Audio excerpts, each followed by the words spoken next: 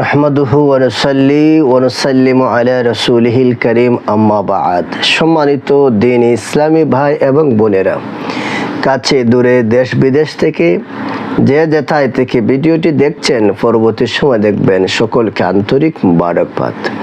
অত্যন্ত ফজিলতপূর্ণ একটি আমল আপনাদের সামনে উপস্থাপনা করছি। হযরতে ইবনে উমর রাদিয়াল্লাহু তাআলা আনহু থেকে বর্ণিত, তিনি বলেন, কোন এক ব্যক্তি রাসূল করিম সাল্লাল্লাহু আলাইহি সাল্লামের কাছে এসে আরজ করলেন, ইয়া রাসূলুল্লাহ, দুনিয়ার ধন সম্পদ আমার মুখ থেকে পেরিয়ে নিয়েছে, অর্থাৎ আমি নিঃস্ব হয়ে গেছি। রাসূলে দুজাহা, শাহেনশাহে নবুয়ত, তাজদারে রিসালাত, মুস্তাফা জানে রহমত, হুজুরে করিম রাউফুর রহিম সাল্লাল্লাহু আলাইহি সাল্লাম ইরশাদ করলেন, তুমি ফেরেশতাদের দুরূদ তাসবিহে খালায়েক পড়ো না কেন? এগুলোর বরকতে মানুষের রিজিক লাভ করে। সুবহে সাদিক উদিত হওয়ার সময় 100 বার তুমি পাঠ করবে, এর বরকতে দুনিয়ার ধন সম্পদ তোমার চরণে লুটিয়ে পড়বে। অতঃপর লোকটি চলে গেল। কিছুদিন পরে এসে আরজ করলেন, ইয়া রাসূলুল্লাহ সাল্লাল্লাহু আলাইহি সাল্লাম, দুনিয়ার ধন সম্পদ আমার কাছে এমন ভাবে ধরা দিয়েছে, কোথায় রাখবো তা আমি জানি না। সুবহানাল্লাহ।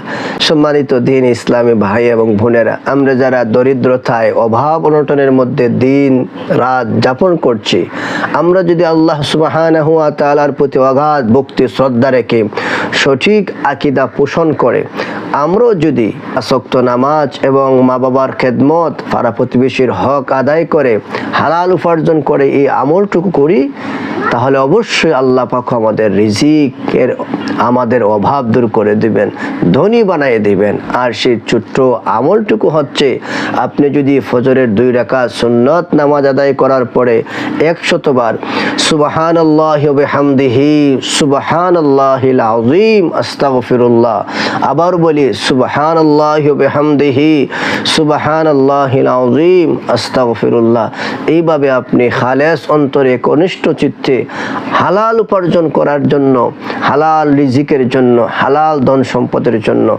আপনি প্রত্যাশী হয়ে থাকেন, এই আমলটুকু করুন। ইনশাআল্লাহ আজ্জা ওয়া জাল আল্লাহ পাক আপনাকেও এমন ধন সম্পদ দিবেন, দেশ শ্রেষ্ঠ ধনী বানিয়ে দিবেন। আল্লাহ পাক তাবারক ওয়া তাআলা যেন আমাদেরকে আমল করার তৌফিক দান করেন। আমিন বিজাহিন নাবিল আমিন।